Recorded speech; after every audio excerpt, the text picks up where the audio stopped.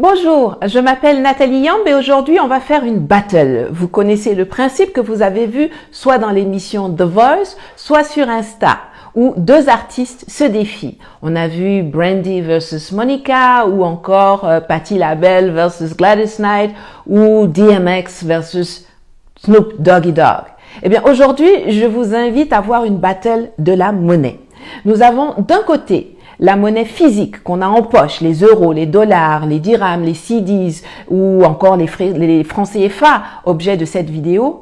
Et de l'autre côté, la monnaie numérique décentralisée, la crypto-monnaie, qui fait tant jaser mais dont pas suffisamment de personnes ne cernent les vrais enjeux qu'elle représente, surtout pour nous, les prisonniers de la zone franc des colonies françaises d'Afrique. Je vais essayer de parler le plus simplement possible, car très souvent, quand il s'agit de crypto-monnaie, les gens bloquent tout de suite en disant « Oh là là là là, ça vaut même pas la peine de commencer, moi je comprends rien à tout ça ». Au contraire, c'est indispensable d'en parler et je vais vous expliquer pourquoi. Que le match commence. Quand j'étais encore en Côte d'Ivoire, j'envoyais de l'argent à mon fils en Angleterre à travers des virements MoneyGram parce qu'il y avait un bureau juste à côté de son lycée. Je ne l'envoyais pas par virement bancaire parce que depuis la Côte d'Ivoire, si tu veux envoyer de l'argent hors de la zone UEMOA, tu ne dois pas et tu ne peux pas dépasser 500 000 francs CFA par jour. Donc, si tu dois envoyer 1,3 million par exemple, tu es obligé d'échelonner ça sur 3 jours avec les frais exorbitants qui vont avec. Je n'ai jamais eu de problème lors de l'envoi par MoneyGram, mais depuis que j'ai été expulsée vers la Suisse, chaque fois que j'essaye d'envoyer de l'argent à mes proches en Côte d'Ivoire ou au Cameroun, j'ai des problèmes. Les transactions Western Union sont mises en suspens. Je dois rappeler le service sécurité pour répondre à des milliers de questions indiscrètes. Est-ce que je connais la personne à qui j'envoie? Pourquoi la personne a besoin de cet argent? Quel est le motif de l'envoi? Qui est la personne? Une fois, on m'a même demandé si j'étais sûre que ma mère n'était pas une arnaqueuse. Et parfois même, Western Union, unilatéralement, décide de ne pas procéder à la transaction et de l'annuler. Toi-même, ton propre argent que tu as travaillé pour gagner là, tu ne peux pas en disposer comme tu veux parce que dans le système bancaire classique, c'est le banquier qui est le maître de ton argent. Et que ce soit Western Union, que ce soit la banque XYZ, que ce soit la banque centrale, c'est eux qui sont les patrons de l'argent que toi, tu as gagné à la sueur de ton front. Et puis quand tu t'étonnes de ces questionnements, de ce flicage, on t'explique que c'est à cause des brouteurs et du blanchiment. C'est pénible. Et puis soyons francs, le plafonnement de nos cartes bancaires, dont la levée est aussi sujette à la décision du banquier, équivaut à une autre castration monétaire. Ailleurs, les gens ont des cartes de crédit, c'est-à-dire que s'ils ont de l'argent en banque, on leur donne une carte qui leur permet d'acheter ce qu'ils veulent, quand ils veulent, comme ils veulent, où ils veulent, tant qu'ils ont de l'argent sur leur compte ou qu'ils sont dans la limite du crédit qui leur a été accordé. Nous, en Afrique francophone, on ne nous donne pas de carte de crédit. Souvent, ce qu'on nous présente comme des cartes de crédit, ce sont en fait des cartes de débit. C'est-à-dire qu'on vous donne une carte Visa qu'on a plafonnée à un montant de 2,5 millions et puis tu ne peux pas dépenser plus de 5 millions par mois avec. Si tu veux acheter quelque chose qui vaut plus de 2,5 millions, tu ne peux pas, même si tu as des centaines de millions dans ton compte en banque. J'ai un ami qui est allé à Dubaï l'autre jour. Une opportunité d'affaires s'est présentée. Il devait payer 5,5 millions. Il était serein car il avait 30 millions sur son compte en banque. Il veut régler avec sa carte. C'est là qu'il se rend compte des limites qui lui sont imposées. Genre, il doit d'abord aller négocier avec son banquier pour voir s'il est d'accord de le laisser dépenser son propre argent qui dort dans leur banque. Et pendant qu'on te bloque comme ça, les ressortissants des autres pays saisissent la balle au bond et prennent leur part dans le business mondial duquel nous sommes de facto exclus ou bien où nos interactions sont limitées. Les crypto-monnaies ont été créées pour tous ceux qui, comme moi, comme mon pote, comme plein de gens, en ont marre d'être frustrés par la dictature intrusive des banques et de se faire traiter comme des bandits ou des mendiants quand ils veulent dépenser leur propre argent durement gagné. Alors certes, l'État doit mettre en place des systèmes pour prévenir ou réduire la délinquance financière. Et si vous avez des preuves, alors bloquez les comptes de ces délinquants. Mais si vous n'avez pas la preuve, vous ne pouvez pas pourrir la vie de millions de gens parce que vous voulez bloquer 2 ou 3 ou 4 personnes que vous connaissez d'ailleurs très bien. Laissez les gens travailler, laissez les gens vivre. Dans les pays qui fonctionnent bien, le rôle de l'État est de s'assurer que le citoyen est libre. Mais au lieu de ça, de plus en plus, il se transforme en machine à oppresser, à surveiller, à pourrir la vie des gens. Les créateurs de crypto-monnaies ont identifié ce besoin de liberté, de flexibilité, de souveraineté, de réactivité des utilisateurs et ont apporté la solution. Donc, que les États nous excusent, mais c'est dans la crypto-monnaie décentralisée que nous, là, on va aller se chercher. Je ne vais pas vous refaire tout un cours sur notre monnaie parce que je pense qu'il y a suffisamment de vidéos et de documents qui explicitent le franc CFA. Je vais vous lier là une ou deux vidéos du professeur Mamadou Koulibaly, qui est l'autorité mondiale sur la question. Et je vais aussi vous mettre en commentaire les liens de 2 bouquins que je vous recommande pour approfondir vos connaissances. L'arme invisible de la France-Afrique de Fanny Pigeot et Ndongo Samba Sylla, que je salue amicalement, et La souveraineté monétaire des pays africains de Mamadou Koulibaly, facile à lire et hyper instructif comme toujours. Ce qu'on doit retenir du mécanisme du franc CFA, c'est que c'est une monnaie coloniale, gérée par Paris et imprimée en France à chamalières, arrimée à l'euro et donc trop forte pour nos économies et qui ne permet pas l'industrialisation des pays qui l'utilisent. En 2 mots, c'est un chiffon et un boulet. Quand on analyse la situation économique d'un pays, on regarde la balance des paiements. C'est un document comptable qui recense tous les flux monétaires, financiers et réels des entreprises, des banques et des administrations publiques d'un pays avec l'extérieur. Établie par la Banque centrale, elle est composée de la balance commerciale qui retrace toutes les importations et les exportations de biens et la balance des invisibles qui englobe des biens, l'ensemble des échanges de biens immatériels avec l'extérieur. Donc, il y a le tourisme, les assurances, les transferts de fonds, les échanges de services, les revenus du travail, les revenus financiers, les dons publics et privés, etc. Donc, pour l'instant, la plupart de nos balances de paiement sont déficitaires, surtout en zone BEAC. À l'arrivée, on puise donc dans nos comptes en devises. Une devise, c'est une monnaie étrangère. Quand on exporte des produits, on nous paye en devises. Celui qui va exporter son cacao ou son EVA, on ne le paye pas en francs CFA, mais en euros, en dollars ou en yuan ou n'importe quoi, bref, en devises. Et comme nous sommes les colonies de la France, le Trésor public français retient 50% de nos devises et nos banques centrales prennent les 50% restants. Ça, c'est quand on exporte. Quand on importe, on puise dans ces 50% restants pour aller acheter à l'extérieur. Et parce que notre front anti-CFA les a fait trembler, Macron et Ouattara ont blagué leur monde en annonçant en décembre 2019 la fin de la centralisation des réserves de change auprès du Trésor public français. Ça veut dire qu'en théorie, les 50% qui sont kidnappés par la France peuvent être placés par nos dirigeants dans d'autres banques à des taux plus intéressants que ceux fournis par le Trésor public français.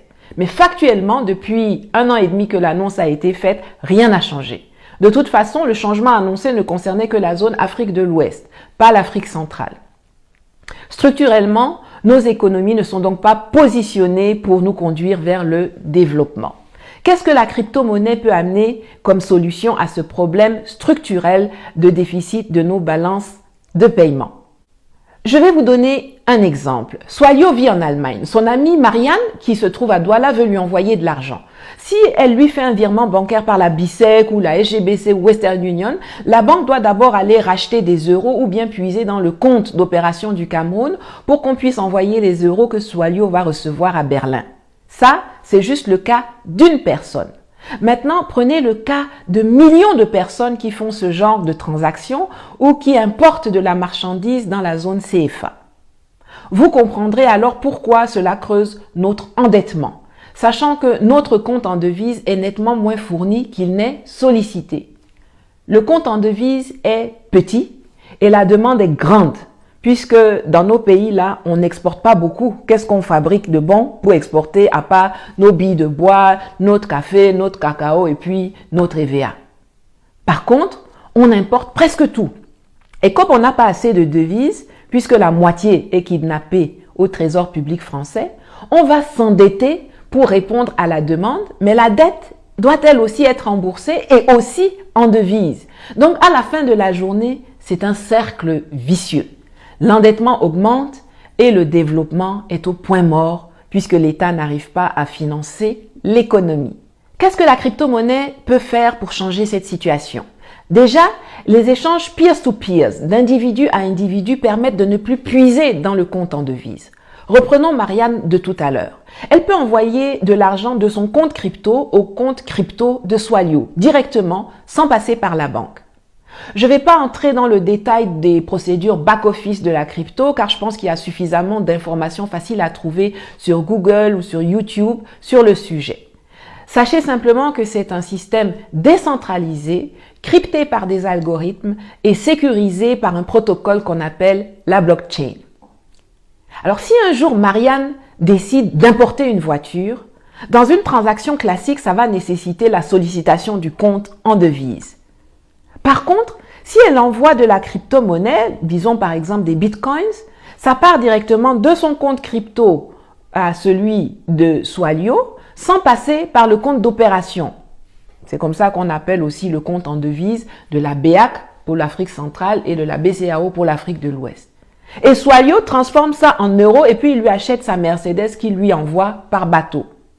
Et chez certains marchands même, on peut acheter directement sans avoir besoin de convertir en euros ou en dollars. La démultiplication de ce genre de transactions en crypto-monnaie, tout en permettant les échanges, va donc soulager le compte en devise de nos États, puisqu'une partie des importations se fera sans avoir recours à lui, ce qui provoquera moins de tensions pour répondre à la demande. L'autre avantage de la crypto-monnaie, c'est que le franc CFA est une agence de renseignement pour la France. Quand on passe par la crypto-monnaie, la France perd l'accès à un certain nombre d'informations qui lui servent aujourd'hui à asseoir sa domination sur nos États. Prenons un entrepreneur africain qui possède énormément de bitcoin et crypto-monnaies et qui est confronté à la difficulté de les convertir en monnaie fiat pour financer ses gros projets, disons, dans l'immobilier ou le transport. Une monnaie dite fiat est une monnaie décrétée et gérée par un État à travers une banque centrale. Le yen, l'euro, la livre, le dollar, le naira, le CFA, le rand sont des monnaies fiat. Alors que va faire notre entrepreneur? Eh bien, il trouve des fournisseurs dans le monde qui acceptent d'être payés en crypto et qui lui vendent tout le matériel dont il a besoin pour construire ses immeubles et acheter ses avions. Comme ça. Un gars comme ça, mais c'est bien pour l'économie du pays où il est implanté, car il ne pèse pas sur le compte en devise, tout en réalisant des projets qui génèrent de l'emploi, de la valeur et des taxes. On devrait donc le bichonner. Eh bien non. Chez nous, ces gens-là sont pourchassés et persécutés par nos gouvernements, car avec l'utilisation de la crypto, les maîtres à Paris n'ont plus l'occasion de bloquer en amont lors du financement les projets qui pourraient faire de la concurrence à leur monopole protégé sur le terrain, ou qui pourraient conduire à une industrialisation qui serait excellente pour nos populations, mais terrible pour eux. Car eux, ce qui les arrange, c'est le système actuel. Ils prennent nos matières premières à des prix qu'eux-mêmes fixes, ils transforment ça chez eux, ce qui crée de l'emploi pour leurs ressortissants, et puis ils nous revendent les produits finis 10, 20, 30, 100 fois plus cher que la matière première qu'ils ont achetée. Et nous, on est bien entubés. Les États en général sont assez énervés par la crypto-monnaie car ils perdent un peu de leur souveraineté dans un domaine dans lequel ils ont le monopole. Mais la France l'est encore plus car elle perd un outil d'espionnage inestimable. En effet, avec le franc CFA, quoi que vous fassiez, quoi que vous achetiez, les fonctionnaires du Trésor public français sont au courant. C'est d'ailleurs comme ça qu'ils tiennent nos chefs d'État et nos gouvernants. Ils savent parfaitement combien ils détournent, où ils détournent et où ils planquent l'argent qui devrait servir à développer nos pays. Mais tant qu'ils servent avec zèle les intérêts de la métropole, celle-ci les couvre en pratiquant le motus et bouche cousue. Mais si un jour ils veulent se rebiffer, alors les dossiers sur eux et leurs familles vont sortir net, comme par magie. J'entends souvent dire que certains de nos présidents ont envie de sortir du franc CFA mais qu'ils ont peur d'être tués. Laissez-moi rigoler. Ils ont peur en effet, mais pas d'être tués. Ils ont peur d'être lâchés par leurs parrains, de voir toutes leurs magouilles dévoilées et de perdre la jouissance de tout le patrimoine qu'ils ont volé à leur peuple pendant leur décennie au pouvoir. Les adversaires de la crypto arguent que les monnaies virtuelles sont à combattre parce qu'elles servent le financement du terrorisme et favorisent le blanchiment d'argent. Je challenge cette assertion pour plusieurs raisons. D'abord, parce que c'est faux de les présenter comme le principal outil de financement du terrorisme. Même si certaines transactions se font en crypto, c'est vraiment une quantité résiduelle par rapport à tout le fric qui tourne dans ce monde. Un rapport de Chainalysis publié en janvier 2021, établit que les activités criminelles liées aux crypto-monnaies ne représentent que 0,34% des échanges en 2020, soit 10 milliards de dollars. Et puis, bon, les plus grands terroristes que sont l'armée française et ses mercenaires de la Légion étrangère, bon, ceux-là, ils sont pas payés en crypto que je sache. Et si j'ai 10 milliards en bitcoin, il faut d'abord que je transforme ça en monnaie fiat pour aller distribuer aux Dozo, à Amadé Ouérémy ou aux autres terroristes et rebelles financés par la France et l'Occident sous les tropiques. Je transforme ça où? Et puis vous ne pouvez pas savoir. Ce n'est pas la crypto-monnaie qui entretient le terrorisme. Ce sont les armes qui sont fabriquées et vendues. Les 5 plus grands producteurs d'armes de la planète sont les 5 membres permanents actuels du Conseil de l'insécurité de l'ONU. Donc, s'ils veulent combattre le terrorisme, ils n'ont qu'à arrêter de fabriquer des armes. Ce sera déjà un bon début. Quant au blanchiment d'argent, une enquête de l'ICIG, publiée l'an dernier, a établi que la Deutsche Bank, la principale banque allemande, a blanchi 1300 milliards de dollars et que la banque américaine JP Morgan, elle, a blanchi 514 milliards de dollars entre 2000 et 2017. Je cite, « Le service de renseignement financier américain FinCEN montre le rôle central des grandes banques systémiques dans la circulation des flux d'argent sale liés à la fraude, à la corruption, au crime organisé et au terrorisme », a écrit le journal Le Monde le 20 septembre 2020. Donc vraiment, si on veut combattre les plus grands délinquants et les flux financiers illicites, c'est à Wall Street, à la City ou à Francfort que ça se passe plutôt que dans le monde des crypto-monnaies. S'il est vrai que seul un président en exercice peut mettre fin au franc CFA, il n'en reste donc pas moins que nous avons déjà, en tant que citoyens et entrepreneurs, la possibilité de lui échapper grâce à la crypto-monnaie. Si des individus, sous prétexte de tenir le bic ou de jouir des prérogatives de la puissance publique, veulent freiner les autres, il est du droit et même du devoir de ces autres de se tourner vers la solution alternative que constitue la crypto-monnaie, et il y en a toute une foison. Le Bitcoin, l'Ethereum, le Ripple, le Dash, le Litecoin, le Dogecoin, le Simcoin, etc. Dans la bataille d'aujourd'hui, le match a été gagné par la crypto-monnaie. 1. L'envoi d'argent coûte moins cher. 2. Il n'y a pas d'intermédiaire. 3. C'est décentralisé. Et 4. Les énergies sont libérées. D'ailleurs, les pays les plus clairvoyants ne s'y trompent pas. En Suisse, par exemple, on peut déjà payer ses impôts ou acheter des services et des biens en Bitcoin. Et au Japon, une loi entrée en vigueur en 2017 a reconnu le Bitcoin et d'autres monnaies virtuelles comme des moyens de paiement légaux. Face à l'avancée inéluctable de la crypto-monnaie, les banques centrales européennes et américaines, après l'avoir combattue avec acharnement, essaient maintenant de squatter le terrain en disant qu'ils vont lancer une crypto basée sur l'euro ou le dollar. Ils pensent vraiment qu'ils ont affaire à des gaous. Comme pour le CFA là, c'est pas le nom qui dérange, mais le fait que ces monnaies soient gérées de façon centralisée. C'est pour cela qu'il est important de sensibiliser les populations africaines à cette thématique et c'est le but de ma vidéo d'aujourd'hui. Attirer votre attention sur les potentialités que les monnaies virtuelles nous offrent, non seulement pour nous enrichir, mais également pour échapper à la dictature des banques et de nos États et au contrôle et à la domination nuisible de la France.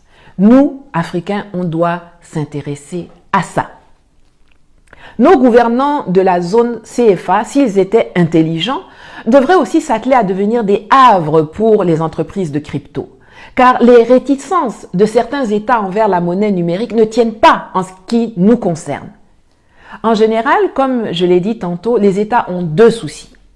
D'une part, la maîtrise de la souveraineté monétaire. Or, en zone CFA, là, on n'a jamais eu de souveraineté monétaire parce que c'est la France qui pilote notre monnaie. D'autre part, l'usage de la monnaie comme un instrument de politique économique. Quand vous regardez les informations, vous voyez à la télé que la Banque centrale américaine dévalue ou révalue le dollar. Vous entendez que la Banque centrale chinoise ou la Banque centrale ghanéenne dévalue ou révalue le yuan ou le cedi, etc. Or, chez nous, on n'a pas ça. On est arrimé fixement à l'euro. La monnaie chez nous n'est ni un instrument de politique économique, ni un outil de souveraineté. Mais qu'est-ce qu'on attend pour se lancer? Pour terminer, un petit mot à l'adresse des dirigeants de la BEAC. On m'a fait remarquer qu'après ma dernière vidéo sur la question, je la mettrai à la fin de celle-ci, la BEAC travaillerait sur un nouveau design des coupures monétaires. Messieurs, mesdames les banquiers, il ne s'agit pas de changer la physionomie des billets en gardant les principes qui en font un outil colonial. Il s'agit de se doter d'une monnaie libre, flottante, que nous utiliserons avec le budget comme un instrument de souveraineté et de politique monétaire et dont l'aspect physique sera en accord avec notre histoire, notre culture et nos aspirations. Ça vaut pas la peine de dépenser notre argent pour aller faire un rebranding de nul effet qui trompera personne. On dit on veut une rupture claire, nette et irrévocable avec la France, la Banque de France, le Trésor public français et le franc CFA. C'est simple à comprendre, non?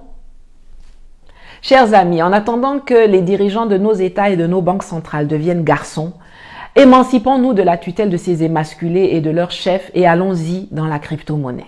Informez-vous, il y a une foison de vidéos didactiques disponibles sur le web. Et en attendant, portez-vous bien et à la prochaine.